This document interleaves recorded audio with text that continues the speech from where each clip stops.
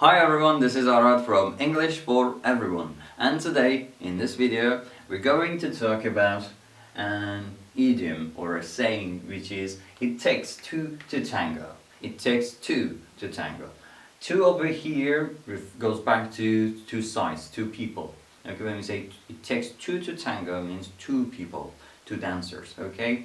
Because you can't, tango is a dance, you know that? Is the name of a dance which is popular and started to be popular from 1920s, and the expression also started from there. Okay, actually came to attention in and after 1920s. So when we say it takes two to tango, means we need two people to dance. Okay, you yourself, one alone, can't just dance tango. Okay, because it needs two people.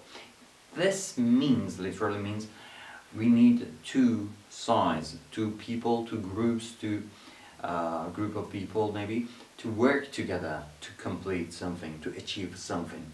Okay, there are lots of things in the world that need two people to finish it, or two group of people to finish it. You can't have a football match just alone. Well, you need, or you can't have, let's say, play badminton yourself, serve from this side and run to the other side and then serve from the other side, and return it from the other side. You can't do it. You need another player. You need another player on the other side. So, or having baby, or marriage, or lots of things. It takes two people to complete it. So, when we do something together and we complete it, then we might just use this and talk about this, tell each other the same saying, and kind of appreciate what we have done. Imagine we are in a bad situation and we work together and we come out of it in a place that if we would do things separately, we would never complete it. Okay, like this example over here. The reason we came out alive is because we worked together. After all, it takes two to tango. Imagine we have been locked in a room, or we have, I don't know, in a tunnel maybe, or somewhere in a place that we could die. We could have died over there, but we haven't died. We came out alive because we worked together. We worked hand in hand. We helped each other, and this is the result. We are alive. And that is because of that. So we say it takes two to tango, means we could complete it because we were together. The other area, the other meaning that it has is when, this is the positive one, but there is the negative side as well.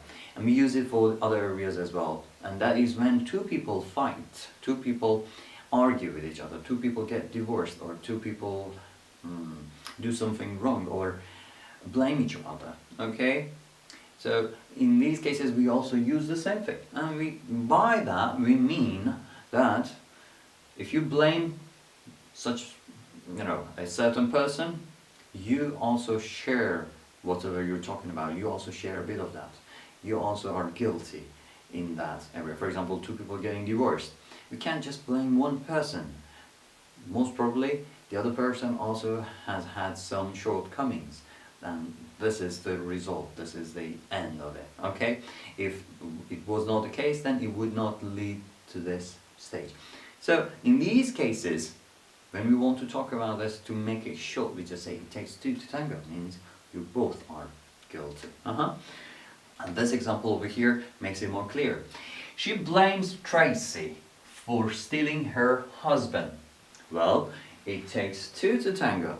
Okay, we have three people in this story: she, Tracy, and husband. Okay, she blames Tracy for stealing her husband.